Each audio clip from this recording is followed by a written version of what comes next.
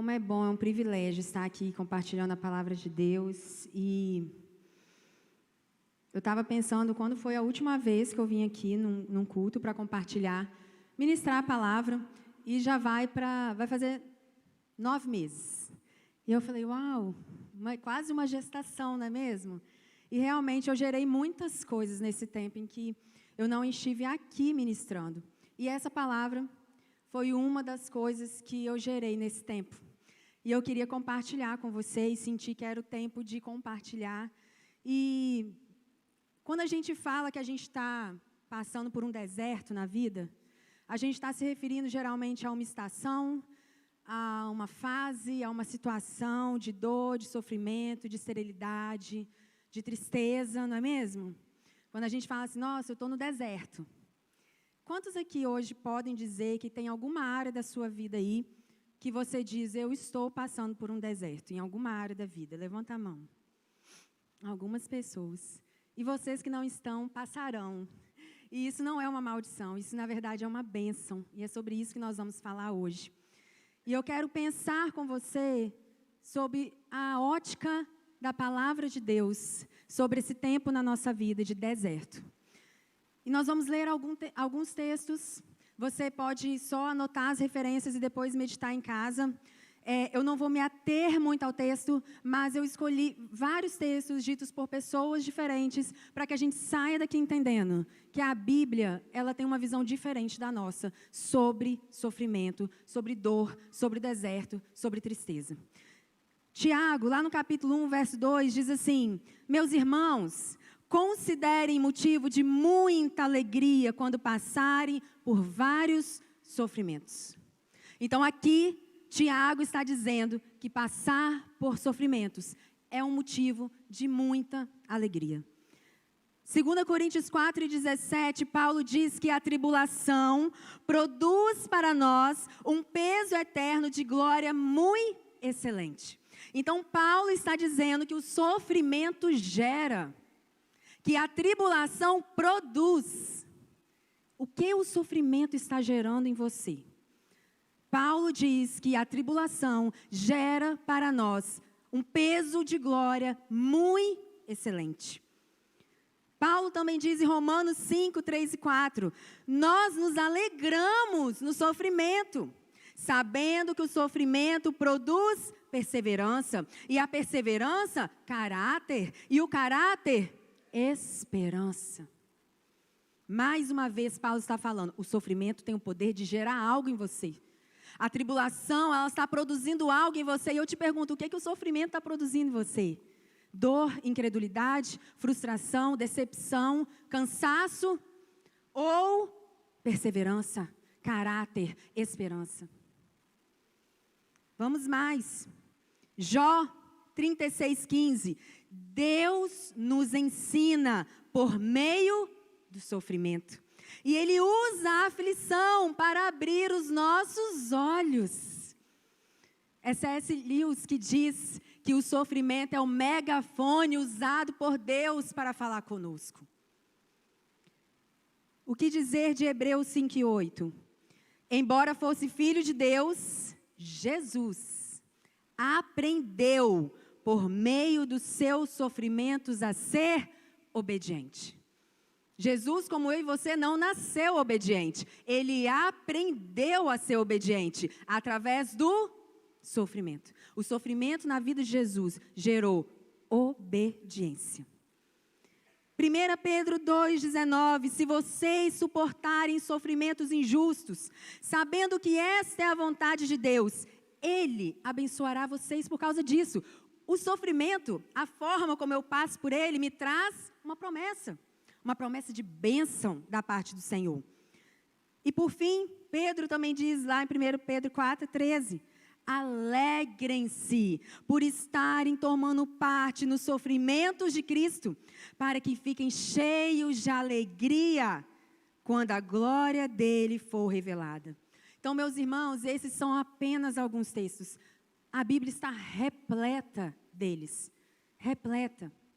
E aí, quando eu analiso as minhas reações, quando eu analiso os meus sentimentos, a minha postura diante do sofrimento, e eu olho para o que a palavra de Deus diz, eu preciso reconhecer.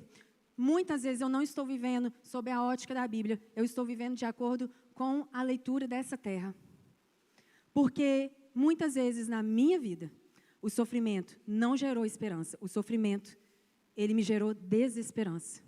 Muitas vezes na minha vida, a dor, a tribulação e o deserto gerou para mim incredulidade, cansaço, vontade de desistir. E aí nessas horas eu preciso ser relembrada do que a palavra de Deus me diz, de como eu devo passar pelo tempo do deserto. E uma coisa que eu fui meditando sobre isso, é que nós não fomos ensinados a sofrer. Na verdade, nós vivemos a vida inteira fugindo do sofrimento, fugindo da dor, seja ela emocional ou física. A gente usa de mecanismos de defesa, a gente usa de vários escapes para fugir daquilo que nos gera dor. Porque nós não fomos ensinados a sofrer. Porque na nossa leitura, sofrimento é algo muito ruim. Então, a gente vê músicas que a gente canta, e eu realmente acredito que existe um fundo de verdade nela. Existe uma verdade, mas eu penso que o fundamento talvez não seja o melhor. Esse deserto vai passar, fica firme, está passando, está acabando. O deserto, como uma menção de que o deserto é punição, deserto é castigo, deserto é dor, é sofrimento. Você não nasceu para viver no deserto. João Batista viveu no deserto. Jesus viveu no deserto. Muita coisa aconteceu nos desertos da vida. A diferença é que nós estamos olhando para isso como um lugar de morte, sequidão e esterilidade. Nós não estamos aprendendo como a palavra de Deus diz. Porque se a gente entender o que realmente, como Deus olha para o deserto, a gente vai dizer igual a Moisés. Deus chega para Moisés e fala, acabou esse período de deserto, você vai lá para o Egito. Moisés aprendeu a amar o deserto. Ele nem queria voltar para lá, ele queria continuar no deserto. Então, a minha oração é que você saia daqui hoje com os seus olhos abertos, seu entendimento transformado pela renovação que vem da palavra de Deus a respeito de situações que geram dor, sofrimento. E você que não levantou a mão, não está passando por um período de deserto, você vai passar, ou você conhece alguém que você ama muito que está passando. Então, essa palavra se aplica a todos nós indistintamente. Seja por uma aplicação atual, hoje, ou seja, uma semente que você vai guardar, que você está recebendo hoje, e que ela vai ser muito útil amanhã para você. Então, gente, o sofrimento, ele gera, né? De verdade, pensa aí. O que o sofrimento gerou na sua vida? O que a dor, o que eu estou gerando por causa da dor? O que eu estou gerando na dor? Será que por causa da dor e na dor eu firo pessoas? Eu gero mais dor para as pessoas? Há um tempo atrás, eu estava meditando nos evangelhos, e várias vezes Jesus falou assim, é necessário que o Filho do Homem padeça, é necessário que o Filho do Homem sofra, é necessário que o Filho do Homem morra, é necessário, é necessário. E era um tempo em que eu ouvia muito isso do Espírito Santo para mim, é necessário esse sofrimento, eu não vou te poupar dele, é necessário. E sabe, tudo que eu queria era Deus falar comigo assim, minha filha, acabou, minha filha virou a página, o inverno passou, a primavera chegou, chega de chorar, agora é alegria, vestes novas. Tudo que eu queria ouvir do Senhor naquele tempo era isso. E tudo que eu ouvia era, eu estou com você. Eu estou com você. Quando você passar pelo fogo, você não vai se queimar. Quando você passar pelas águas, você não vai submergir. Eu estou com você. Mas eu confesso, irmãos, naquele tempo, eu chegava para Deus, eu falava, Deus, isso, e eu ouvi de Deus, eu estou com você. E eu, tá bom, Deus, mas assim, isso, entendeu? Naquele tempo, a presença de Deus para mim não era o suficiente. Porque mesmo sabendo que Ele estava comigo no meio daquele turbilhão, eu queria sair daquilo dali. Tem uma canção do Diante do Trono. Vou fazer um favor para vocês de não cantar, mas a letra dela diz que não importa aonde eu estou, se no vale ou na alta montanha, o que faz o meu dia ter cor é a beleza da sua presença. Tua presença faz toda a diferença. Se no deserto comigo estás, eu prefiro estar lá. E eu cantava aquela canção e eu falava, Jesus, essa ainda não é uma verdade para mim. Porque a sua presença não está fazendo toda a diferença no meu deserto. Porque eu ainda continuo querendo sair desse lugar, mesmo sabendo que você está aqui comigo. Mas eu quero que essa canção se torne a minha verdade. Eu quero poder dizer, a tua presença faz toda a diferença. Não importa se eu estou no deserto, não importa se eu estou no alto das montanhas, se o Senhor comigo está tudo bem. Mas naquela época não era uma verdade. Mas eu comecei a perseguir aquilo, irmãos. Eu comecei a perseguir aquilo. Falou, eu quero, Senhor. A tua presença precisa ser suficiente para mim. A tua presença precisa bastar. Eu quero poder viver e não só cantar, porque a gente canta muita coisa. A gente fala muita coisa. Mas existem tempos na nossa vida em que o Senhor, em que nós somos pregados pela mensagem que a gente prega. E então, não é mais sobre o que eu canto no domingo à noite, não é mais sobre o que eu leio para as pessoas, é sobre aquilo que vai sendo encarnado na minha vida, e a minha vida se torna a própria mensagem. E eu falei, eu quero isso. Eu quero chegar num lugar em que a sua presença é suficiente, não importam as circunstâncias. E a gente fala isso, não importa, não olhe para as circunstâncias. E eu sou tão grata a Deus por estar desfrutando disso hoje. Para mim, é tão diferente, irmãos, ter entrado nesse lugar. Tem 35 anos, eu tenho 35 anos, desde sempre fui crente. Mas daí, você então quer dizer que você não tinha Jesus? Que você não conhecia Deus? O que isso quer dizer? Quer dizer que com o Senhor é de fé em fé, de glória em glória, você vai subindo no nível, você vai crescendo. Com o Senhor, você vai conhecendo uma face a cada dia. E hoje eu posso dizer, eu conheci o Deus dos vales. Antes eu conhecia o Deus dos montes, mas agora Ele se revelou para mim como Deus dos vales. E aí isso me leva a ter uma outra experiência com Ele, que aquilo que eu já tinha tido em outro tempo, não foi suficiente. E é algo tão precioso que eu falo, Deus, eu não quero perder nunca isso. É algo que você fala, não importa se A, se B, quando, se, não importa, Jesus, você é o suficiente, você está comigo, eu só preciso saber disso. Se o Senhor estiver comigo, não importa o que vai acontecer, não importa se for tudo diferente, não importa, porque o Senhor me basta. Ah, queridos, essa noite a gente vai sair daqui com um novo olhar para essas situações da nossa vida. Eu queria ler para vocês o que está lá em Êxodo 5:1. A gente olha para o deserto, como eu disse, como um lugar ruim, não é mesmo? A conotação que a gente dá é algo ruim o deserto. E por quê? Aliás, para que Deus levou o povo de Israel para o deserto? Para castigá-lo? Para eles sofrerem? Para eles andarem em círculos e morrerem? Para quê que Deus levou? Será que a gente pode ler? E depois...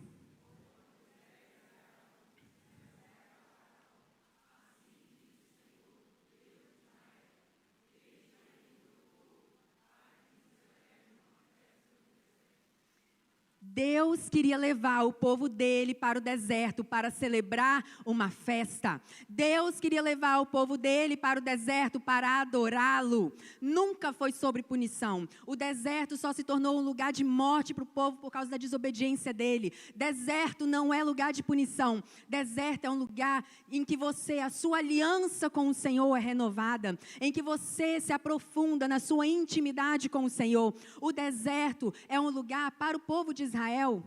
Seria como uma lua de mel que Deus queria ter com o seu povo antes que eles entrassem na terra prometida. Porque quando eles entrassem na terra prometida, eles começassem a trabalhar, eles começassem ali a povoar aquela terra, eles não teriam aquele tempo. Porque deserto é um lugar em que não tem distração. Deus remove todas as suas distrações. É só você e Ele. O deserto é um lugar de celebrar uma festa. Todo ano, antes do meu aniversário, ou na virada de ano, eu peço ao Senhor uma palavra que vai guiar aquele tempo na minha vida. E aí, na semana anterior ao meu aniversário desse ano, eu falei, Deus, me dá uma palavra que vai ser o chão que eu caminho neste ano de 2023. E Deus me deu uma palavra lá em Números 9. No primeiro momento que eu li, eu falei, nossa, eu não entendi nada. O que isso diz para mim? E depois você pode ler melhor esse texto. E eu continuei lendo até que o Espírito Santo trouxe a revelação e o entendimento.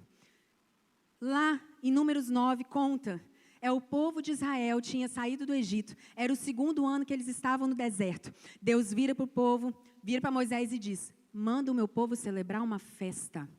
Vai celebrar a Páscoa. E então Deus dá todas as direções, detalhes. Deus foi detalhista, gente. Ele falou a hora que ele queria a celebração, como eles deveriam comer, os rituais de purificação, tudo. E Deus falou comigo, Daíse, no deserto celebre uma festa. O deserto é lugar de celebração. Não deixe o inimigo roubar a sua celebração. Deserto é um lugar de você fazer uma festa. É um lugar de você antecipar aquilo que você quer viver. E quantas vezes no deserto nós somos saqueados, nós somos roubados da nossa alegria. Quantas vezes nós permitimos que Satanás roube de nós a expectativa daquilo que está por vir.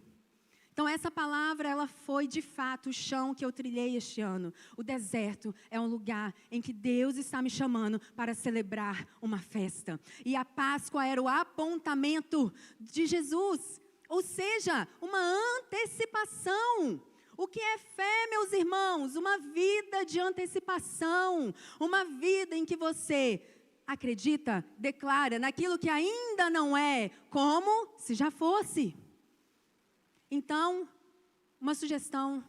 Faça um jantar especial na sua casa, com a sua família. Esse jantar é um culto em ação de graças, é um jantar em ação de graças. Porque nós já estamos agradecendo pelas bênçãos que estamos pedindo. Nós vamos começar a fazer votos de ações de graça agora. E pagá-los agora. No deserto? No deserto.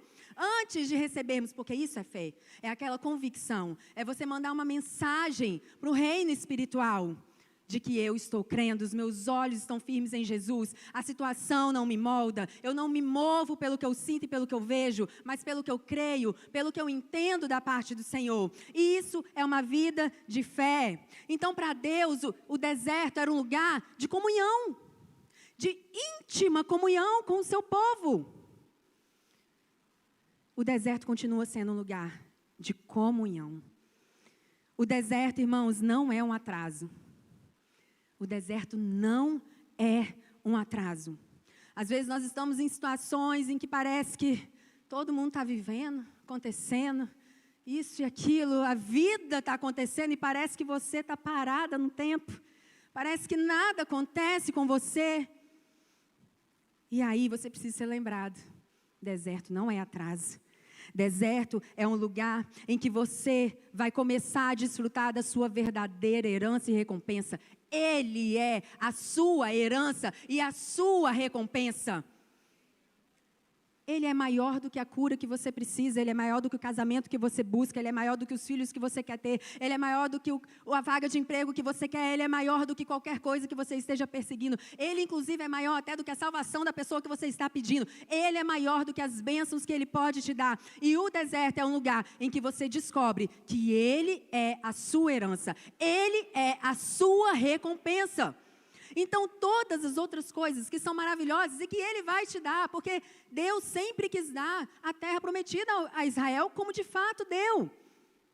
Só que o deserto é um lugar em que você olha para aquilo que Deus de fato vai te entregar e você fala, uau, é maravilhoso, é tremendo, mas ainda assim, não é melhor do que a minha herança que eu já estou desfrutando hoje, que é o Senhor. É o Senhor. O lugar chamado deserto é um lugar em que Deus remove as nossas distrações. Ele tira as opções. Tira as opções. Porque é só você e Ele. Mas quantos de nós, porque não aprendemos a sofrer, não aprendemos a lidar com a dor, a gente está se entorpecendo, a gente está se distraindo no deserto, se entorpecendo com trabalho, se entorpecendo com comida, se entorpecendo com maratonando com série, com jogo, qualquer coisa que me faça tirar a minha cabeça disso para eu não pensar, para eu não sentir. Porque se eu estou com a minha mente ocupada com outras coisas, eu não vou pensar no meu problema. Logo, eu não vou sofrer. Deserto é um lugar em que Deus realmente quer que você elimine todas as opções de distrações e pegue a sua dor e leve para o homem de dores, Jesus. Ele vai saber fazer algo com a sua dor. Para de se entorpecer, para de ficar se distraindo com coisas legítimas, sim.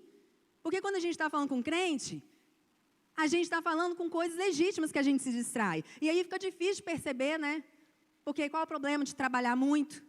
Qual é o problema de maratonar uma série? Entenda e discirna a estação que você está. Se você está num tempo de deserto, não é tempo de ocupar somente com outras coisas. É tempo de buscar o Senhor com todo o seu ser, com todo o seu coração. É tempo de pegar toda a sua bagagem de dor, tudo que você está sentindo e levar para o homem de dores.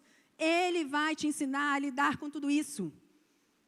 Então, fique atento. Não se distraia com nada. Não se distraia. Pessoas que estão tentando se anestesiar porque não querem sentir, porque está doendo demais. Deixa eu te dizer, Ele conhece a sua estrutura e a minha. Ele nunca permitiria que viesse algo até nós, que nós não conseguíssemos suportar. Então tem hora que você duvida mesmo que você vai suportar, e você fala, eu não vou aguentar. Mas se está vindo até você, você vai suportar. Por quê? Porque eu posso todas as coisas. Não é porque eu sou forte, não é porque eu tenho uma estrutura, eu posso porque Ele é por mim. E se Ele permitiu que viesse, Ele vai me fazer suportar, Ele vai me fazer dar conta disso. Amém, irmãos? Glória a Deus. Sabe, o deserto é um lugar em que Deus nos diminui. É o lugar em que Ele nos priva de algumas coisas. É o lugar em que Ele nos priva de um sucesso temporário. Não se ofenda com isso. Quando Deus te diminuir, quando Deus te fizer esperar, quando Deus te negar coisas, quando Deus te privar de coisas, entenda que é zelo dEle, porque Ele se importa mais com a pessoa que Ele está formando do que com aquilo que você vai conquistar, viver e desfrutar. Agora, se a sua alegria estiver na recompensa, na promessa, no sonho, você vai se ofender com o processo. Você vai olhar e você vai se ofender, inclusive com Deus. Por quê? Parece até pessoal.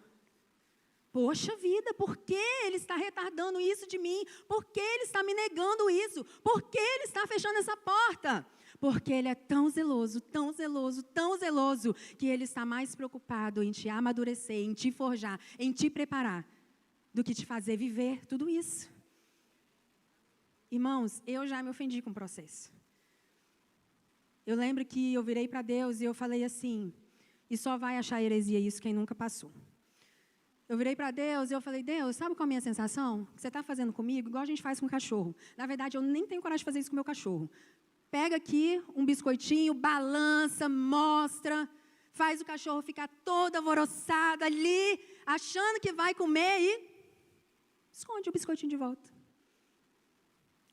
A minha sensação, irmãos, era que Deus estava me iludindo. Era que Deus estava me enganando. Veja bem, isso é a minha alma falando, tá? É a leitura que eu estava fazendo debaixo da dor.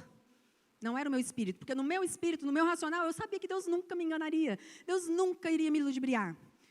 Por que eu tive essa sensação? Porque foram vezes, após vezes e vezes, num curto período de tempo, em que Deus parece que rasgou o céu, começou a usar todos os profetas, começou a falar direto comigo, e anunciar, e falar, e promessa, e eu vou te dar, e é isso, e é aquilo, e aí eu ficava assim, uau, então é isso, então, nossa, e aí me dava comandos, faça isso, vá por aqui, faça aquilo dali, e eu achando que se eu fizer isso e aquilo, eu vou receber a promessa. E aí eu ia, eu fazia, e nada. Aí eu ia, beleza, fazia, e nada, vezes nada. Eu falei, o que é isso? O senhor está me enganando? Por quê? Por que fazer isso comigo? E aí um dia Deus falou comigo, e tem horas que você fica assim, isso é meu, é Deus, mas tem horas, irmãos, que você não tem dúvida que é o Senhor. E eu não tinha dúvida que era o Senhor falando comigo, porque Ele usou uma palavra que nem faz parte do meu vocabulário. Então, ali eu sabia, isso não era meu. E Deus falou tão gentilmente comigo, minha filha, eu não sou defraudador. Eu não prometo coisas que eu não quero e nem tenho a intenção de cumprir. só não chegou o tempo ainda. E Deus, em vez de me recriminar e dizer, quem você pensa que é, garota insolente, de me cobrar alguma coisa, Ele é um homem de dores, Ele sabe o que a gente sente. Jesus passou por tudo isso, pela frustração, pela decepção. Ele sabe acolher a nossa dor e dar um significado e um propósito para ela. Então não tenha medo, sabe por quê? Se eu não falasse isso, não ia resolver nada, porque eu já estava sentindo. E Ele sabe, palavra alguma chegou à minha boca, Deus já conhece. Então eu só estava sendo sincera com Deus e admitindo o que eu estava sentindo. E eu falava, Deus, eu sei que o Senhor não está fazendo isso comigo, mas é como eu estou me sentindo.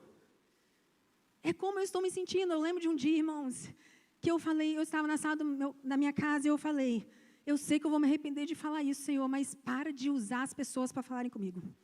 Para de dar sonho, para de dar visão, para de dar, eu estou ficando doida, eu não aguento mais, está me deixando confusa, eu não estou sabendo lidar com isso. E mais uma vez, era a minha dor falando. Era a minha dor falando, mas que bom que a gente tem um lugar seguro, em que a gente pode expor a nossa dor. E você nunca volta sozinha quando você faz isso com o Senhor. Você nunca sai desse lugar mesmo. Se você está orando, levando as suas dores e saindo exatamente como você foi orar, tem alguma coisa errada. O livro da Beni Johnson, Intercessor Feliz, ele abriu os meus olhos para isso. Porque quando você vai até Jesus, algo dele é deixado em você. Não tem como você ir até Jesus e sair o mesmo. Então eu comecei a exercer isso. Senhor, está aqui, ó. Está aqui, está aqui. E eu fui tão... O amor dele realmente nos constrange. Porque muitas vezes, nos meus desabafos, eu merecia mesmo um puxão de orelha. Depois eu falava, Deus, o Senhor tem muita paciência comigo, igual as coisas que eu falo com o Senhor na hora da dor. Que bom, que Pai amoroso, que amor que me constrange, que não me julga, mas que me acolhe e que não me deixa como eu estou. Porque eu saía desse lugar diferente. Eu saía desse lugar renovada, deixando tudo para trás e falando, não é isso, não é isso. É sobre outra coisa. E ali nesse lugar de oração e de encontro com o Senhor, eu entendia. E eu confesso que muitas vezes a minha vontade era de me distrair com outras coisas. E não pensar nisso. Mas era algo mais forte do que eu. Então eu era impelida a estar nesse lugar. E que bom que eu não resisti à voz do Senhor. Sabe, eu quero falar com algumas pessoas aqui que estão vindo de algumas perdas. Você não é medido pelas batalhas que você perdeu, você é medido pelas guerras. E muitas vezes nós vamos ter que perder muitas batalhas para ganhar uma guerra. Muitas vezes nós vamos ter, justamente nas batalhas que nós perdemos, que nós aprendemos a guerrear. E que bom que o Deus dos exércitos luta por nós. Então, às vezes você está se medindo, você está... colocando isso como na sua identidade das batalhas que você perdeu, das coisas que você tentou e parece que não deu certo. Mas Deus está dizendo, um dia você vai dizer, eu precisei perder muitas batalhas para ganhar essa guerra. Então não desista, não desista. Sempre que nós estamos no meio da guerra, nós somos impelidos pelo Espírito Santo a continuar. Não desista. E eu sinto o Senhor soprando isso sobre nós hoje. Para algumas pessoas aqui, não desista. Continue cavando, continue crendo, continue declarando. Não desista, não desista. Você não perdeu a guerra, você pode ter perdido a batalha, mas você não perdeu a guerra. A guerra já está ganha. Continue no campo de batalha. Persevere. Seja encontrado no lugar de oração perseverante. Batendo. Porque um dia a porta será aberta. Irmãos, Jesus está voltando e Ele está nos treinando, porque Ele vai voltar para uma igreja perseverante. Como que Jesus nos treina a sermos perseverantes? Retardando coisas de nós. Retardando. Se Deus nos desse tudo imediatamente, ou se Ele nos desse em um curto espaço de tempo, não seríamos forjados na resiliência, na resistência, na perseverança. Não seríamos forjados. E isso não diz só a respeito de Carol, isso não diz só a respeito de pastor Jair, isso diz respeito a um povo que Ele está gerando, a um povo que Ele está preparando, porque Jesus vai voltar para uma igreja que persevera em oração, que persevera nesse lugar. persevera acreditando, persevera crendo. Então, os nossos processos individuais nunca tem a ver só conosco. Nunca tem a ver. O deserto é um lugar em que Deus está forjando o seu povo. Jesus, irmãos, não vai voltar para uma noiva satisfeita com a ausência dele. O quanto você está insatisfeito com a ausência de Jesus? Porque ele mesmo disse que quando o noivo fosse tirado então jejuariam, então lamentariam. Quantos de nós já jejuamos por saudade de Jesus? Quantos de nós já jejuamos por ausência de Jesus? Sabe o que isso significa? É declarar: Jesus, eu sinto tanta sua falta. Eu sinto tanta sua falta, que eu não tenho nem mais apetite para as coisas dessa terra. É você declarar para o Senhor que nada mais aqui me satisfaz. Nada mais aqui me satisfaz, só o Senhor. É por isso que Ele nos leva para o deserto, para nos ensinar que só Ele nos satisfaz e que Ele tem que bastar. Ele tem que bastar. Isso fala de uma preparação de um povo. Deus não está preparando uma pessoa, Ele está preparando um coletivo, Ele está preparando um povo. Deus está olhando agora, Jesus está olhando agora para o povo dele que está aqui no deserto. O que Ele está vendo? Ele está vendo uma igreja que está olhando de volta para Ele? Ou Ele está vendo uma igreja que está distraída demais com as próprias coisas, com os próprios ídolos, os próprios sonhos, as próprias promessas, as próprias dores? Nós precisamos voltar a olhar para Jesus. Nós precisamos voltar a olhar para Jesus acima de todas as coisas. E eu sei que a gente já falou isso muitas vezes. Eu estou olhando para Jesus, olha para Cristo, não olha para as circunstâncias, mas chegou um tempo de parar de falar e começar a viver. Chegou um tempo que se você não entrar por essa porta, se você não começar a viver isso, você vai sucumbir. Porque isso vai ser o seu sustento, olhar para Ele. Porque se você continuar olhando para as circunstâncias, você vai parar no meio do caminho. Ou você vai chegar muito cansado no lugar da promessa. E que perigo, irmãos, quando a gente se cansa no processo. Sabe o que Esaú fez? Cansado, com fome, trocou a bênção da primogenitura por um prato de comida, por uma recompensa mais rápida. Que perigo é ser encontrado cansado no meio do processo. Nós precisamos estar vigilantes. Jesus está voltando, os sinais estão aí. Eu não estou dizendo que isso é daqui a 1 ano, 5 anos, eu não estou falando disso. Mas é inegável, o Senhor está voltando e Ele está preparando o seu povo para isso. Olhar para Jesus e pedir a Ele: Jesus, gera esse incontentamento no meu coração, gera essa insatisfação. Sabe essa canção que a gente canta? Faz uma ferida em mim de amor, uma ferida. Coloque em mim uma ferida mesmo, uma fome, uma sede, que me mostra que nada nessa terra me satisfaz mais, só o Senhor, que eu só me sinto pleno e satisfeito com o Senhor. Eu estou falando para pessoas que estão perseguindo coisas legítimas, sua realização profissional, o seu trabalho, tudo isso é muito legítimo. Mas você precisa sondar o seu coração e entender o lugar que isso está no seu coração. Isso não pode estar no lugar do Senhor. Isso não pode estar no lugar do Senhor. Isso não pode ser a sua fonte de prazer e satisfação. Não pode. O Senhor deve ser aquele que nos satisfaz plenamente. Jesus, irmãos, não nos salvou para que a gente deixasse de ir para o inferno. Não foi para isso que Jesus me salvou. Jesus não te salvou para você não ir para o inferno. Jesus te salvou para te dar a vida eterna. Mas o que é a vida eterna? É morar no céu? Vida eterna é isso? A Bíblia responde. João 17:3, e a vida eterna é esta, que te conheçam a ti só, por único Deus verdadeiro, e a Jesus Cristo a quem enviaste. A vida eterna é conhecer a Jesus. Mas você não tem como conhecer alguém sem gastar tempo com ele, sem conversar com ele, sem ouvir essa pessoa. Se você não tem tempo para conhecer a Jesus, eu sinto te dizer, você está vivendo com a agenda desse mundo. Eu sinto te dizer que você precisa mudar o seu estilo de vida hoje. Sabe, quando um traficante aceita Jesus, todo mundo concorda que ele vai ter que mudar o estilo de vida dele, né, agora. Não dá para fazer a mesma coisa, viver do mesmo jeito. Quando uma prostituta aceita Jesus, todo mundo concorda que ela vai ter que mudar o estilo dela, vai ter que mudar as coisas que ela faz. E por que nós não temos que mudar o nosso estilo de vida quando aceitamos a Jesus? Se a sua agenda não te dá tempo para conhecer Jesus, você não está vivendo a vida eterna. Você não está vivendo.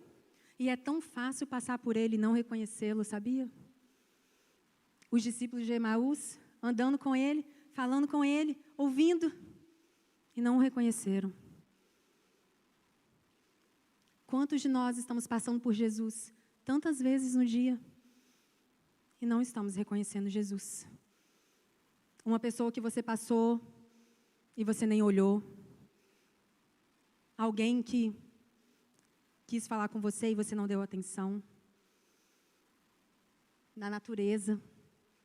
A canção que tocou no seu carro. Jesus falando com você o dia inteiro. O dia inteiro. E você nem percebeu. É muito fácil passar por ele e não reconhecê-lo. Se você estiver desconectado, se você estiver frustrado, porque os discípulos de Emaús estavam frustrados no caminho, decepcionados, as expectativas não era aquilo que eles tinham pensado que ia acontecer, não aconteceu. Como que você está no processo? Frustrado, decepcionado, cansado? Sabe, Jesus, ele passava o dia inteiro, né? Ensinando, pregando, curando. E aí ele despediu os discípulos e falava, eu vou ficar ali. Muitas vezes na Bíblia ainda diz assim, Jesus foi para o deserto, ficar a sós com o Pai. Na verdade, eu acho que é o contrário. Porque ele ficava a sós com o Pai, que ele conseguia curar, amar, pregar, ensinar. Porque ele fala que ele só fazia o que ele viu o Pai dele fazer. Então, tudo que Jesus fazia partia de um lugar em que ele estava com o Pai. E aí, Paulo diz, lá em 2 Coríntios 4:6, que nós vemos a glória de Deus na face de Cristo. Ele mesmo resplandeceu em nossos corações para a iluminação do conhecimento da glória de Deus na face de Cristo. E a gente sabe que o Velho Testamento é uma sombra do que estava por vir. Então, lá no Velho Testamento, Deus diz bem assim, Êxodo 33:20. Deus diz a Moisés, Moisés, não poderás ver a glória do meu rosto, porque ninguém poderia vê-la e continuar a viver. Então, a Bíblia diz que ver a glória de Deus me mata. Então, quando eu vejo a glória de Deus, eu morro para mim mesma. E eu passo a viver para Cristo. E aonde eu encontro a glória de Deus? Na face de Cristo. Então, quanto mais eu olho para Jesus, mais eu vejo a glória de Deus, e mais eu morro para mim, e mais Ele vive em mim. E Cristo em nós é a esperança da glória. O Evangelho é esse, uma vida olhando para Jesus, enxergando a face de Deus, vendo a glória de Deus, morrendo para mim mesma, Cristo vindo em mim, a esperança da glória. E aí as pessoas que estão olhando para mim, elas não me veem mais, elas veem Cristo em mim. Então já não é mais a Daíse, é Cristo falando pela Daíse, é Cristo abraçando pela Daíse, é Cristo olhando pela Daíse. Isso, é sobre isso. A vida cristã é essa, uma vida em que nós estamos com os nossos olhos fixos em Jesus. Eu fico perguntando o que será, irmãos, o que será que os discípulos viram no rosto de Jesus, que bastou um siga-me. Se você lê o chamado dos discípulos, está dizendo assim, então Jesus estava passando e tinha um homem sentado na coleteria dos impostos, Mateus, e Jesus fala assim, siga-me. E ele larga tudo e segue. Então, Jesus estava andando pela praia e vê Pedro e tal, siga-me. Larga tudo e segue. Como assim?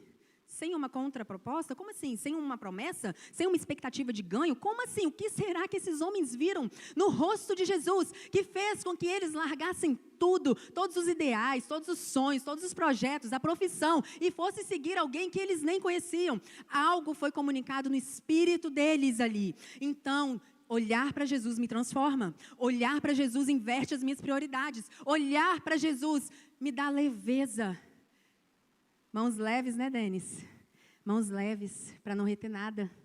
Aquilo que Ele me der, vai passando pela minha mão e transbordando na vida de outras pessoas. Mas isso só se estivermos olhando para Jesus. Então, olhar para Jesus, irmãos, é a nossa maior missão na vida. Daí, na prática, o que é olhar para Jesus? Porque a gente precisa de uma palavra que não só nos empodere no domingo, mas que nos capacite a viver de segunda a sábado queimando por Ele. Às vezes a gente queima aqui, mas a gente não entendeu. Então chega segunda, terça, quarta, permanece do mesmo jeito. O que é uma vida olhando para Jesus? Irmãos, não importa o que aconteça, você está olhando para Cristo. Jesus, tem um problema aqui que aconteceu, um diagnóstico, uma situação inesperada, algo ruim. Jesus, o que o Senhor está querendo falar comigo? Jesus, como lidar com isso? Jesus, me ensina de que forma isso está cooperando para o meu bem. Jesus, aonde o Senhor está nessa tempestade? Jesus, fala comigo através disso. Jesus, entende? Jesus, a bênção chegou, glória a Deus, o sonho realizou, estou vivendo dias de glória. Jesus, obrigado por isso, Jesus. Mas não é sobre isso. Jesus, eu sou grata pelo tanto que o Senhor já derramou, mas eu sei que o Senhor é maior do que isso. Jesus, entende? Uma vida olhando para Jesus é chamar Jesus o tempo inteiro para tudo. Não importa se é bom, se é ruim, não importa o que está acontecendo, seus olhos estão em Jesus. É você ver Jesus em tudo, porque Ele está em tudo. Ele está em tudo, até naquilo que não foi Ele que causou. Mas Ele diz que Ele é capaz de pegar tudo isso e transformar em algo bom para você. Então, Jesus, me mostra o bem nisso daqui. Jesus, é esse lugar de que você está tão enraizado nele, que as coisas já não são mais à toa. Você começa a ver Jesus em tudo. E nisso daí a gente vai, de repente, fazer umas interpretações nada a ver? Pode ser, e eu acho que Deus deve dar até risada disso.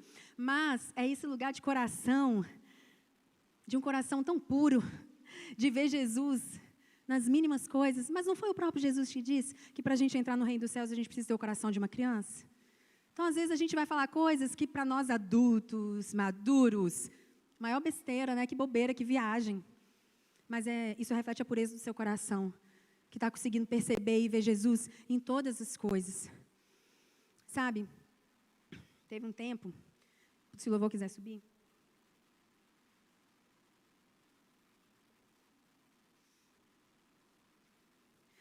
Teve um tempo em que a frustração, o cansaço, a tristeza, a decepção, eu me deixei contaminar por isso. Eu permiti que a leitura, que a lente que eu estava usando era a lente da dor. Então, as interpretações das coisas, o peso que as coisas estavam tendo sobre mim, estava sendo de acordo com essa ótica. E eu estava num tempo muito que eu nunca vivi na minha vida. Eu nunca vivi isso, eu nunca senti essas coisas, eu não sabia nem nomear, porque isso nunca fez parte de mim. Até que um dia, orando, pedindo ao Senhor uma palavra, Senhor, me ajuda. Aqueles momentos que são as suas lágrimas, a oração, que você não sabe nem falar. Você chega diante de Deus e só fica. Não tem o que falar. Você só fica. E Ele me levou em Salmos 34, 5.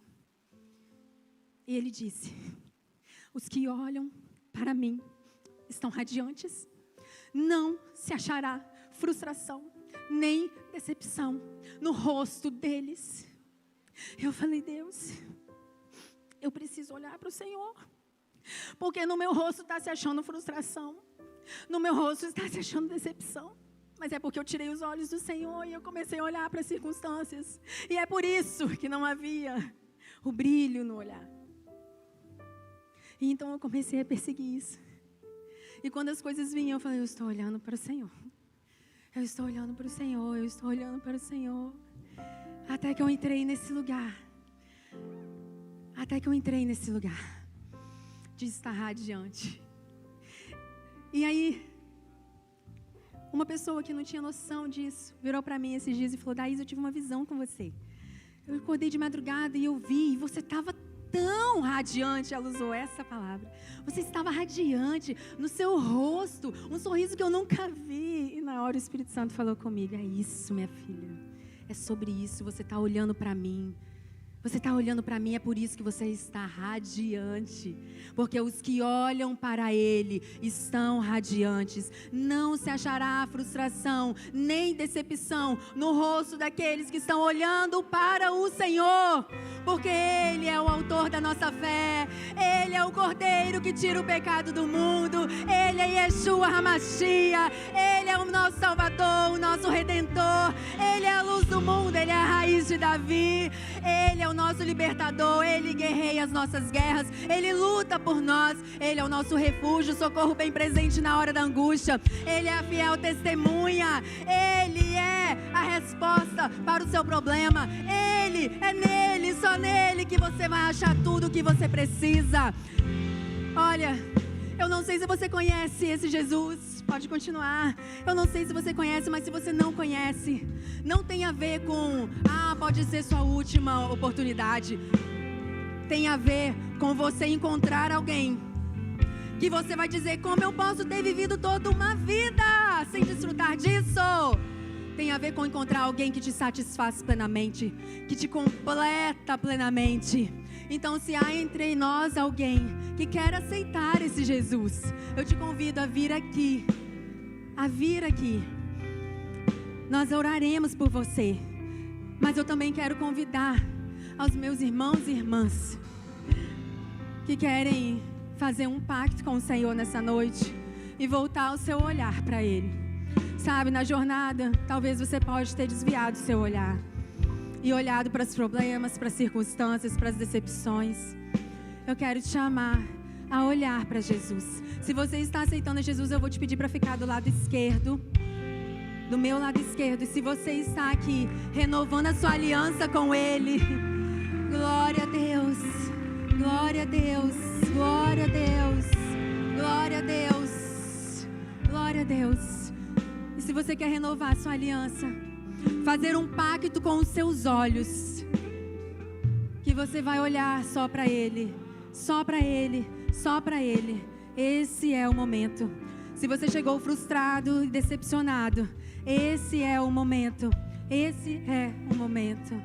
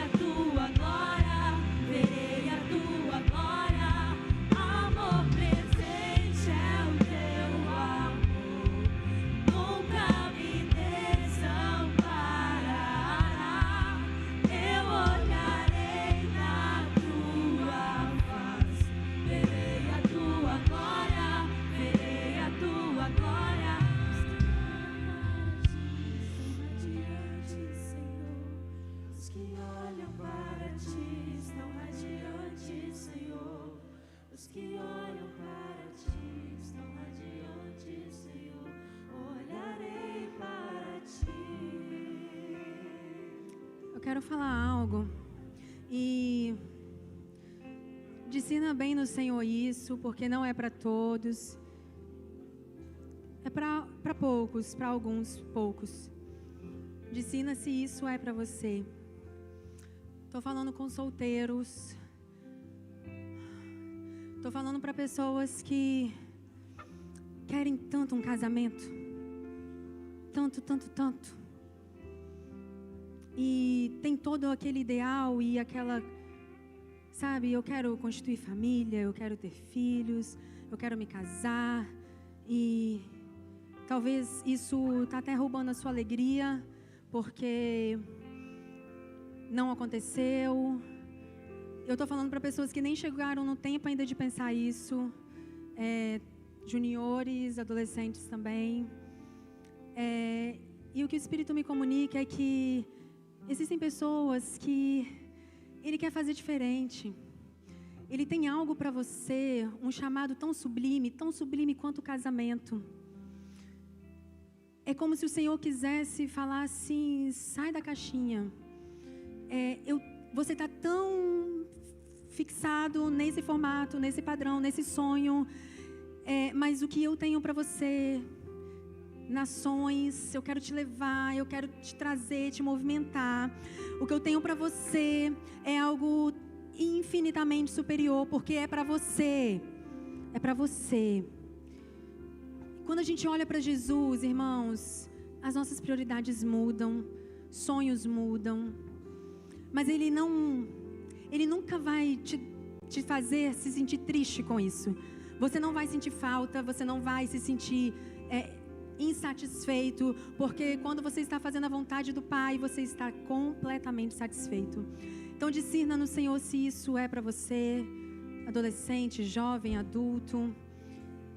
Pergunte ao Senhor que planos o Senhor tem. Pais aqui, que você tem todo um formato, seu filho tem que fazer faculdade, o seu filho tem que, e depois isso, e depois aquilo. E se o Senhor quiser fazer diferente com o seu filho? Se Ele quiser levar o seu filho para missões, o convite do Senhor é: olha para mim. Olha para mim, porque você vai ver coisas que você não está vendo aqui agora. Olha para mim, eu tenho segredos que eu quero contar para você. Olha para mim que eu tenho respostas. E a resposta, ela é muito maior do que aquilo que você está pensando. Eu não trabalho com a lógica humana. Eu trabalho com o sobrenatural. Eu quero te levar a viver experiências únicas. Olha para mim. É o noivo chamando a noiva. Olha para mim, noiva. Olha para mim, noiva. Olha para mim. No meu olhar tem fogo, paixão, amor, zelo por você. Senhor, os que